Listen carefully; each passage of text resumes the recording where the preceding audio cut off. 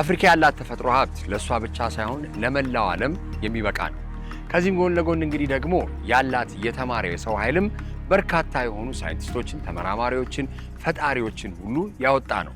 በምጣኔ ሀብት ግን ስንመለከት በዓለም ላይ ካሉ ሀገራት ዝቅተኛ የኢኮኖሚ መጠን ወይንም ዝቅተኛ ገቢ ካላቸው አህጉራት ላይ ትመደባለች። ይሄ እንግዲህ የተለያዩ አይነት ምክንያቶች ሊኖሩ ይችላል። ሆኖም ግን አፍሪካ አሁን ያለችበት ደግሞ አካሄድ የተለዩ የምጣኔ ሀብት ፖሊሲዎችን ማስተካከል ከዓለም አቀፍ ደግሞ አጋሮች ጋር በመስማማትና ስምምነቶች በመፈጸም የተሻለ የምጣኔ ሀብት ውጤት ወይም እንቅስቃሴ ለማድረግ እየተሰራ ነው። ይህም ደግሞ እንግዲህ ዋነኛው ለአፍሪካ ያለውን አስተሳሰብ ራሱ መቀየር እንደ ትልቅ ስራ ይታያል።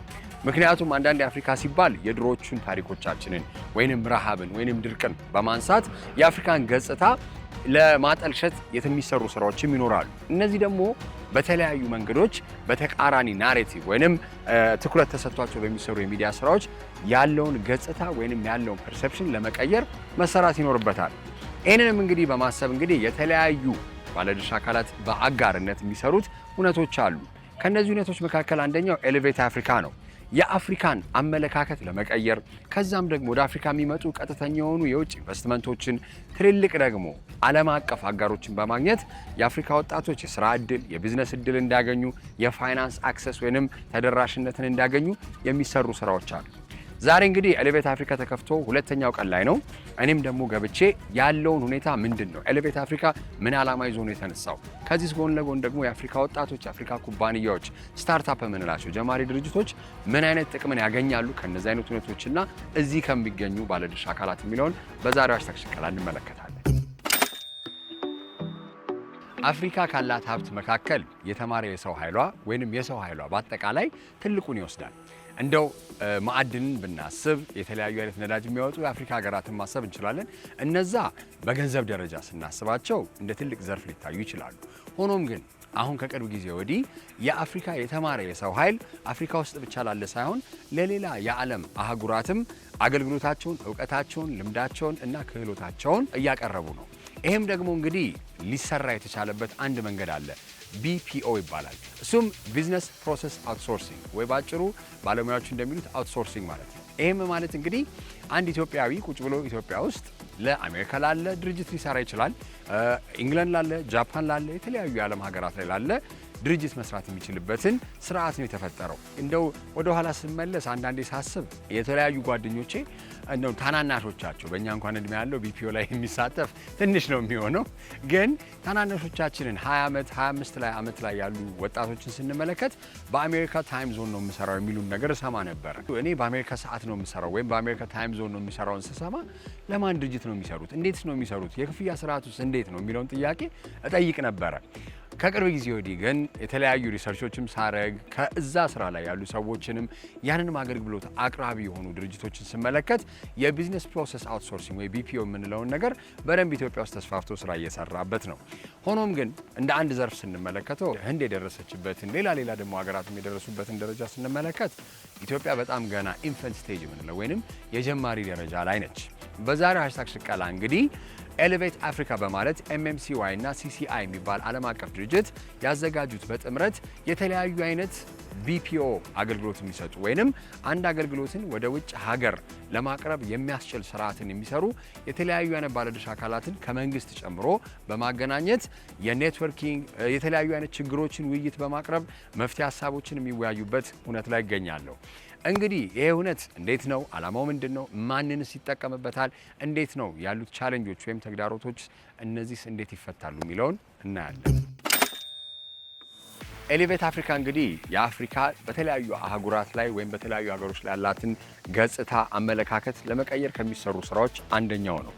አፍሪካ እንግዲህ ያላት የተለያዩ አይነት የድሮ ታሪኮችን ብናነሳ አሉታዊ የሆኑ ነገሮች ቢሆኑ አሁን ደግሞ በአዎንታዊ ትረካዎች ራሷን እያስተዋወቀች ኢትዮጵያም ላይ እየተሰራ ያሉ የተለያዩ ደግሞ የአፍሪካ ሀገራት ላይ እየተሰሩ ያሉ ትልልቅ ስራዎች አሉ። ከቢዝነስ ኦፖርቹኒቲ በተለያዩ ኢንቨስትመንቶችም ላይ በዛሬው እንግዲህ ኤሌቬት አፍሪካ ላይ አንድ ባለሙያ ከኔ ጋር ይገኛል። አቶ ታዲዮስ ራስዎትን ያስተዋውቁ መጀመሪያ። ኦኬ ታንክ ዩ። ታዲዮስ ተፈራ እባላለሁ። MMCY የሚባል ድርጅት ውስጥ ቺፍ ቴክኖሎጂ ኦፊሰር ነኝ። MMCOI ማለት አውትሶርሲንግ ሴክተር ላይ ፓዮኒር ነው ኢትዮጵያ ውስጥ መጀመሪያ የከፈተ ይሄን ሴክተር ላይ ቢዝነስ እስከማውቀው ድረስ ነው የመጀመሪያውና ዘ ላርጀስት ዋን። አሁን ይሄን ኮኦርጋናይዝ አድርጎ ይሄንን ኢቨንት ኤሌቬት አፍሪካ ከCCI የሚባል የግሎባል ካምፓኒ ጋር እና ኢትዮጵያን ኢንቨስትመንት ሆልዲንግ ጋር ሆኖ የኤሌቬትን አፍሪካ ፕሮግራም አዘጋጅቷል። ኦኬ፣ እስቲ ኤሌቬት አፍሪካ እኔ በትንሹ ለመግለጽ ሞክሬያለሁ። ምንድነው ዋና ዓላማ ይዞ የተነሳው ምንድነው? ለምንስ አስፈለገ? እንግዲህ በእኛ ሴክተር ላይ አውትሶርሲንግ የሚባለው ሴክተር ወይም BPO ቢዝነስ ፕሮሰስ አውትሶርሲንግ ይባላል። ባጭሩ አውትሶርሲንግ እንለዋለን እኛ። ኢትዮጵያ ውስጥ እንጭጭ የሆነ ሴክተር ነው። አሁን በዚህ ግዙፍ የሆነው ህንድ ከዛ ፊሊፒንስ እያለ ይሄዳል። አሁን የህንድ በዚህ አውትሶርሲንግ ሴክተር ላይ ብቻ የምታስገባው ገቢ በዓለም በአመት እንደ hundreds of billions of dollars just keep that ዜሮዎቹ ኮማዎች አሉ። ሶ ይሄ የሀገሩ ኢኮኖሚ ሳይሆን ጀስት እቺ ሴክተር ላይ ነው። ሶ አሁን በጣም ሉክሬቲቭ የሆነ ሴክተር ነው። የሰርቪስ ሴክተር ነው። የሰርቪስ ኤክስፖርት ሴክተር ነው። ሰርቪስ ኤክስፖርት ማለት እዚህ አንድ ሰው አሁን የኛ ድርጅት የኛ ልጆች አዲስ አበባ ውስጥ ቁጭ ብለው ኮምፒውተራቸውን ተጠቅመው ውጪ ያሉ ክላይንቶቻችንን ያስተናግዳል፣ ሰርቪስ ይሰጣሉ። ያ ሰርቪስ ሶፍትዌር ዴቨሎፕመንት ሊሆን ይችላል፣ ኮል ሴንተር ሰርቪስስ ሊሆን ይችላል። ብቻ ኢንተርኔት ላይ የሚሰራ ማንኛውንም ነገር ግራፊክ ዲዛይን ሊሆን ይችላል። ደዝም ማለት እንደዛ አይነት ሰርቪስ ውጪ ላሉ ድርጅቶች ይሰጣሉ። ሶ ይሄ እንጭጭ ነው ኢትዮጵያ ውስጥ የሴክተር ኢትዮጵያን እንደ አውትሶርሲንግ ዴስቲኔሽን ፕሮሞት ለማድረግ የተዘጋጀ ኢቨንት ነው ኤሌቬት አፍሪካ ባጭሩ። አውትሶርሲንግ ሲባል አብዛኛውን ጊዜ የሚነሱ ሀገራት አሉ እንደተባለው የህንድ አለ። እኛ ሀገር ላይ ሁለት ድርጅት ወይ ምናምን ነው የሚሰራው። ለምንድን ነው ሊስፋፋ ያልቻለው? ቢካዝ የተማረ ሰው ኃይል አለን፣ በደንብ እውቀት ያላቸው ሰዎች አሉ። ወጣቶቹ ደግሞ በጣም ፈጣን ሆነዋል በቴክኖሎጂ። አሁን ለምን ነው ላይስፋፋ ያልቻለበት ምክንያት? ሶ እዚች ላይ ላርምህ፣ ሁለት ድርጅት ብቻ አይደለም። የዛሬ 10 ምናምን ዓመት ትክክል ነው፣ ሁለት ድርጅት ምናምን ነበር እኛ የመጀመሪያዎቹ ሆነ። አሁን አውትሶርሲንግ አሶሲዬሽን አለ፣ ማህበር አለ። በዛ ማህበር ውስጥ ከ20 በላይ ድርጅቶች አሉ። ሶ ያው የተለያየ ሳይዝ ናቸው፣ ግን ከ20 በላይ ድርጅቶች አሉ። እነሱም ብዙዎቹ እዚህ ተሳታፊ ናቸው፣ ትናንትናም ዛሬም በዚህ ፕሮግራም ላይ።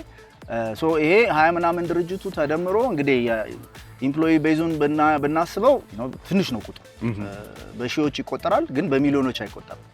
ሶ አሁን ከህንድን እንተውና እሱ መሪ ነው በዚህ ሴክተር ላይ። አፍሪካ ውስጥ ጎረቤቶች ከነ ኬንያ፣ ሳውዝ አፍሪካ፣ ጋና፣ ኢጂፕት፣ ሩዋንዳ ከመሳሰሉት ጋር ነው ራሳችን ኮምፔር ማድረግ የምንችለው። ከነሱ ጋርም ስንስተያይ እኛ አነስተኛ ነው ሳይዝ ዋይዝ የዚህ ሴክተር ሳይዝ። ሶ ይሄ ኤሌቬት አፍሪካ ይሄን ፕሮሞት ለማድረግ ሳይዝ እንዲያድግ ትልቅ ሚና ይጫወታል ብለን እንገምታለን። ግን እስካሁን ያላደገበት ምክንያት ኢንፍራስትራክቸር ዋይዝ ፖሊሲ ዋይዝ ኮንዱሲቭ የሆነ ኤንቫይሮንመንት አልነበረም በፊት። አሁን ተቀይሯል። አሁን ስል አንድ ማርከር አለች ለኔ፣ የቴሌኮም ሊበራላይዜሽን መንግስት ዲሳይድ አድርጎ ቴሌኮም ሊበራላይዜሽን አክት በፓርላማ አጽድቆ ሳፋሪኮምን ሲያስገባ ጌም ተቀየረ። ለምን? አሁን የቴሌኮም ኢንፍራስትራክቸሩ ሮቦስት ሆነ።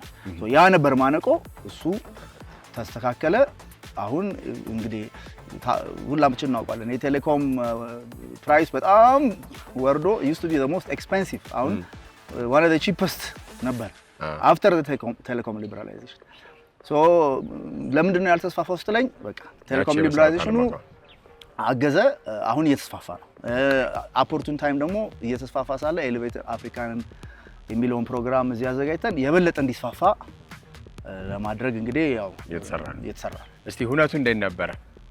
አሪፍ ነበረ? ተርናውቱ እንዴት ነበረ? ትልልቅ የመንግስትም ባለድርሻ አካላት ተሳትፈውበታል። የመጀመሪያው ቀን ላይ እንዴት ነበረ ተሞክሮ? ኤክስትሪምሊ ኢንካሬጂንግ። አሁን የመጡት እንግዶች በእኛ ኢንዱስትሪ ላንጉዌጅ ባየርስ ነው የምንላቸው። እነሱ መጥተው ኢዘር ባይ ማለትም ኦኬ ኢትዮጵያ ለዚህ ሴክተር ኮንዱሲቭ ወይም አመቺ ነች ብለው እንዲያምኑ ነው እኛ ፍላጎታችን። ትናንት እንደተረዳሁት አምነውበታል።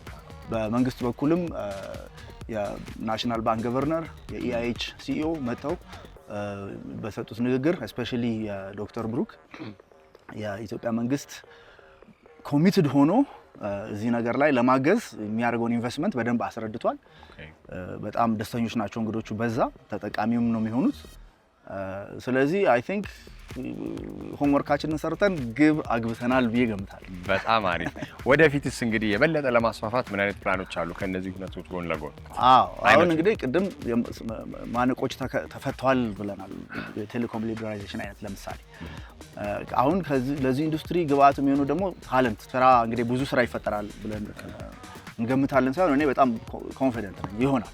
26 ላይ በፈረንጅ 27 ላይ 100,000 ምናምን አይነት ኤምፕሎይመንት መፍጠር አይነት ነው አላማችን።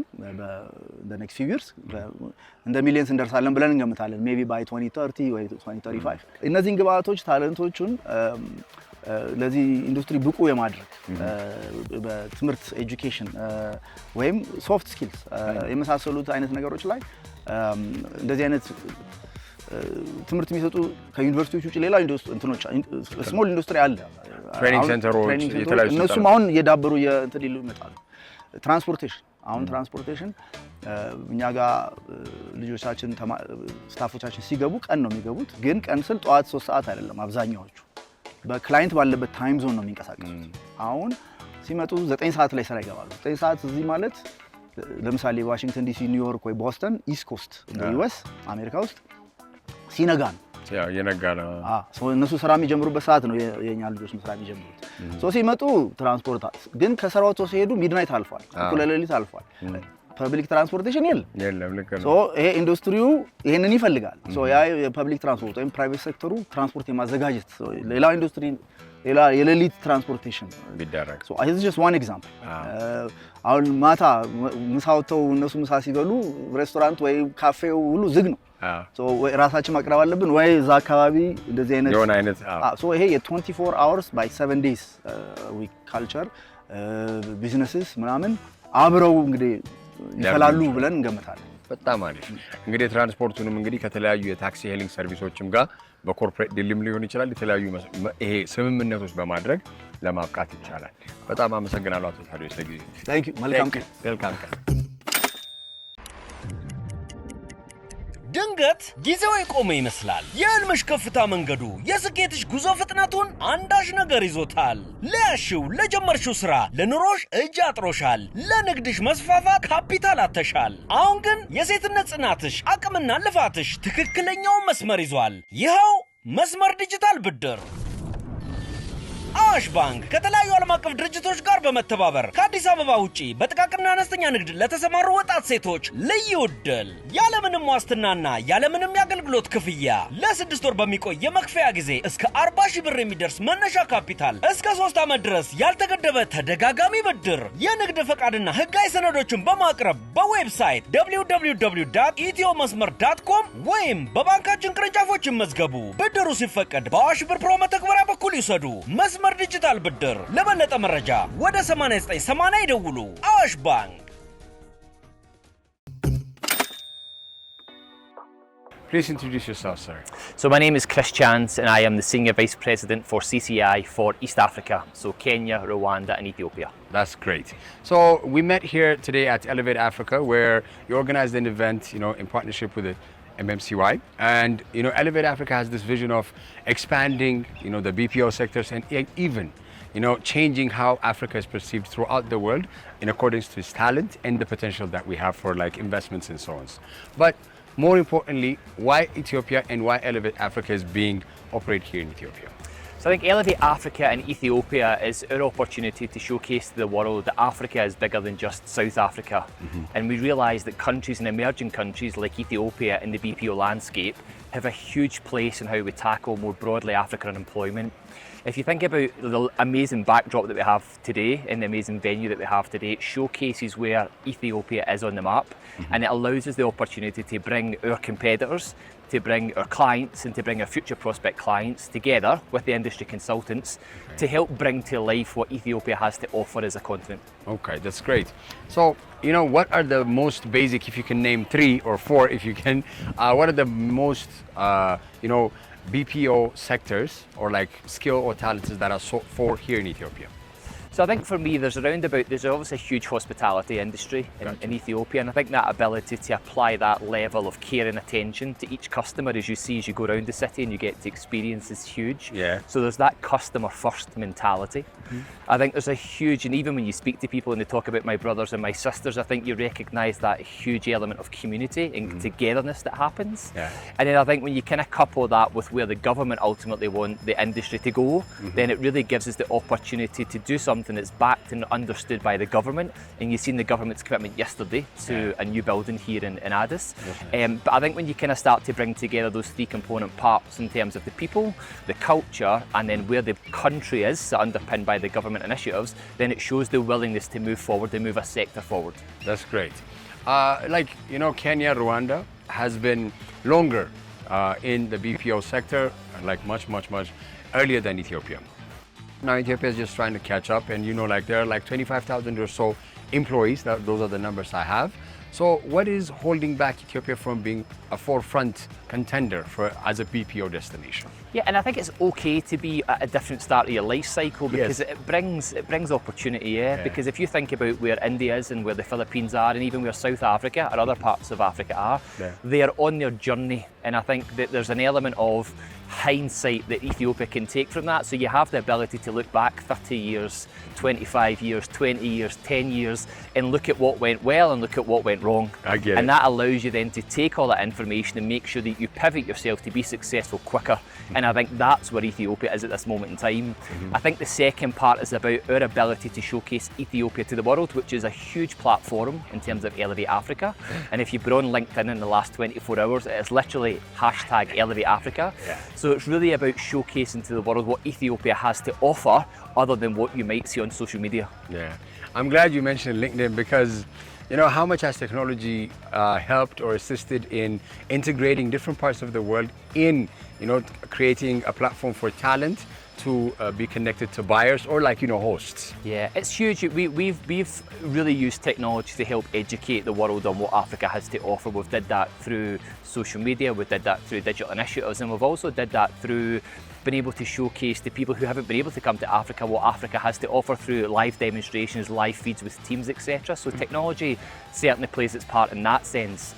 I think if you also look at it more broadly, if you look at things in Kenya like M-Pesa, and you look at some of the other platforms that some of the other countries use, from a really, really young age, our teams of people are educated on how to work digitally, and I think that gives us a step forward in some of the other countries that we operate in, including the UK and including the US, because from a very young age we have this digitally capable talent pool of people who can help look at things from a very different perspective. Okay, so what were the expectations of Elevate Africa, and how much have you accomplished with your KPIs, for lack of better terms? I know there's none. Yeah, I think for me, Elevate Africa, especially with the global events, was looking at potentially not necessarily being in play as well as what we wanted it to be in play.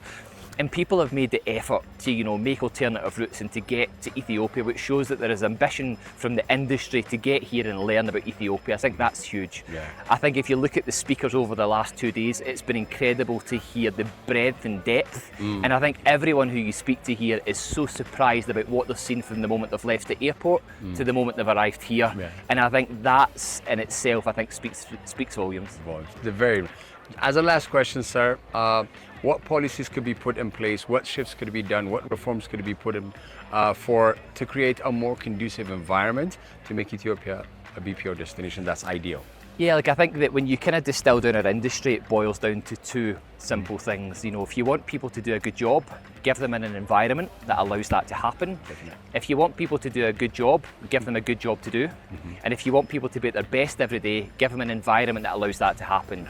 And I think if you heard from the government yesterday, the investment in the BPO building, I think is a huge step forward for us. I think that's one of the big things, that's what makes us different, is the environments that people are in every day. Does that allow them to be their best and bring their best self? And if the answer is yes, then you're already on that journey. So that's one of the big things. The second big thing is I'm spending time this afternoon with the Ethiopian Outsourcing Committee to look at how we start to help move that forward and actually start to then consolidate all those things into a suitable list of things that we need to knock down to make it a much more conducive environment for BPO operators. Thank you so much for your time, and may you have your lovely visit here. Thank you. Thank you.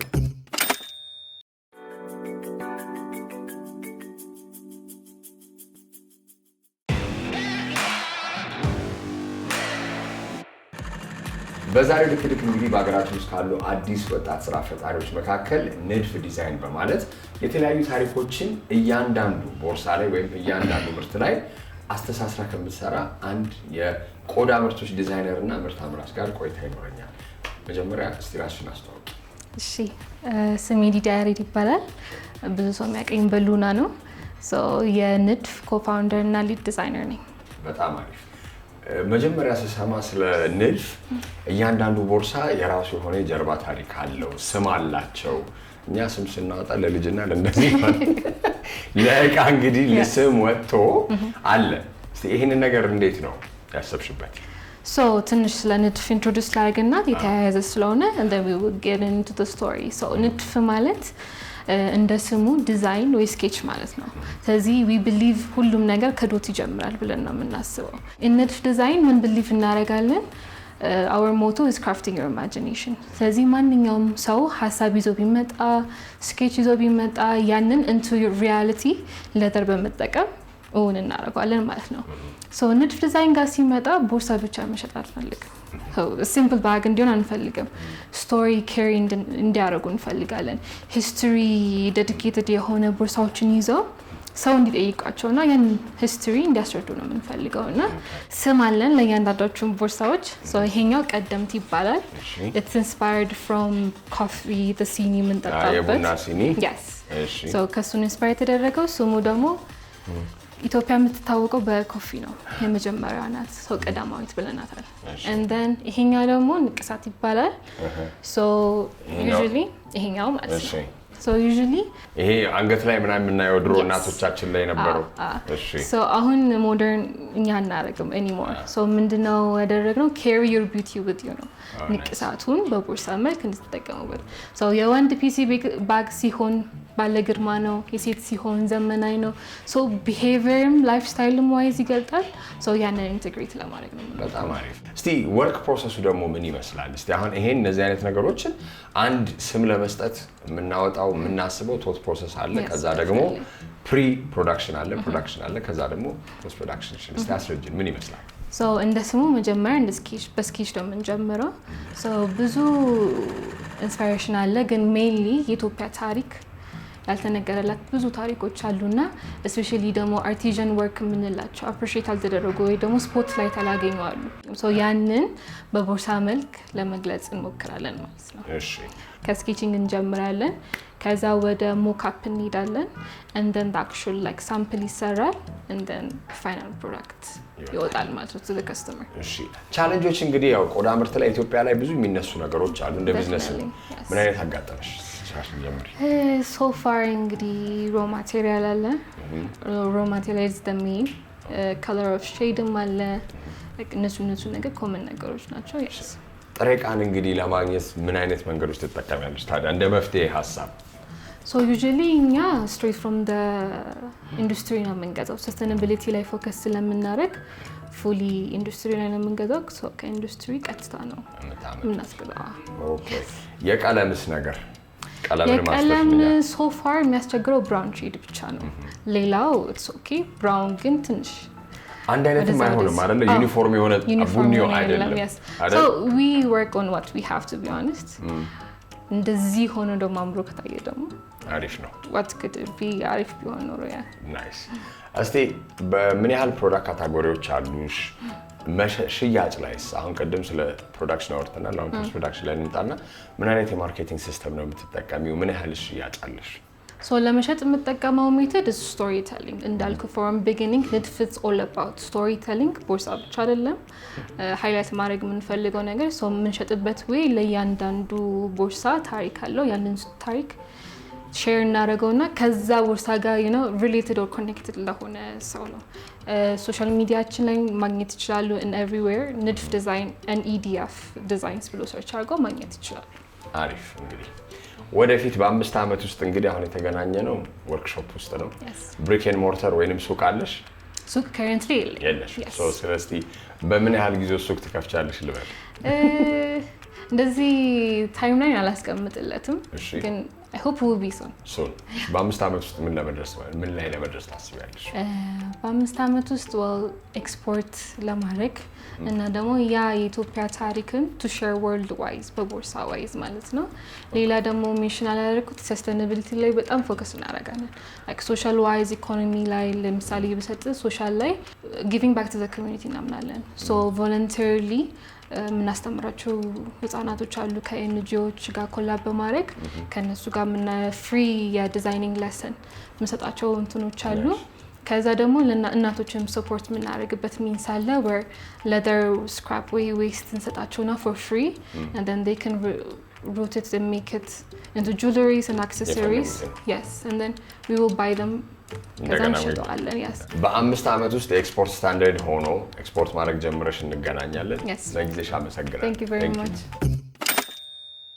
የትኛውም ዘርፍ እንግዲህ እንዲያድግ የግል ዘርፉ እዛ ዘርፍ ላይ ያሉ ሰዎች ወይም የድርጅቶች ባለድርሻ አካላት ከዛም ደግሞ የመንግስት ድጋፍን በደንብ ይፈልጋል። ማየትም እንደምንችለው እንግዲህ በርካታ ወጣቶችን እዚህ ስራ ላይ ተሰማርተው በተለያዩ አይነት የውጭ ሀገር ድርጅቶች ስራቸውን ተቀጥረው እየሰሩ የውጭ ምንዛሬም እየተከፈላቸው ድርጅቶቹም እንግዲህ የወጪ ገበያ ላይ አገልግሎት ማቅረብ ችለው የተለያዩ አይነት ስራዎችን በመስራት ትልቅ የሆነ የኢኮኖሚ ዘርፍ ለመስራት እየተሞከረ ነው። ይህንን እንግዲህ ስናይ የሚቀጥለውም ትውልድ እንግዲህ የተለያዩ አይነት ክህሎቶችን በማዳበር አብሶ ደግሞ ቴክኖሎጂ ላይ ሆስፒታሊቲ ላይ አተኩሮ በመስራት የዚህ እድል ተጠቃሚ የመሆን ትልቅ ሰፊ የሆነ ኦፖርቹኒቲም አለ። የዛሬው #ሽቃላ ይህን ይመስል ነበር። በሚቀጥለው ሳምንት እስከምንገናኝ መልካም ጊዜ